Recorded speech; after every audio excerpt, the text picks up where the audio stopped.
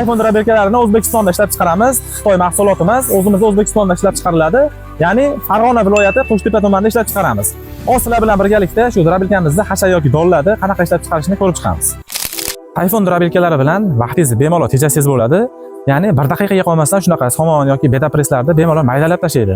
Endi soatiga keladigan bo'lsak, soatiga 50 ta yoki 45 tagacha, 45 tadan 50 tagacha somon press yoki yirog'oq pressda bemalol maydalab tashlaydi. Donda chiqarishga keladigan bo'lsak, soatiga 200 kilodan 300 kilogacha bemalol chiqaraveradi.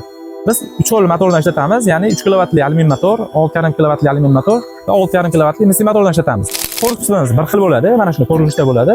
Farqiga keladigan bo'lsa, ichidagi mahaviy bilan motordan farq qiladi. Narxini kommentariyada yozib qoldirdik. To'liq ma'lumot kerak bo'lsa, pastga raqamga aloqa qilaring. Ma'lumotni beramiz. Dastavkalarni butun O'zbekiston bo'yicha bepul yetkazib beramiz. Ushbu ko'rib turgan rabelkalar Toshkent, Jizzax, Samarqand bo'yicha sotuvga va dastavkaga chiqib ketyapti. To'liq ma'lumotini pastga raqamlarga aloqa qilib beramiz. Videoga like bosib, keyingi videoni o'tkazib olmaslik uchun sahifamizga obuna bo'ling. Sog' bo'linglar.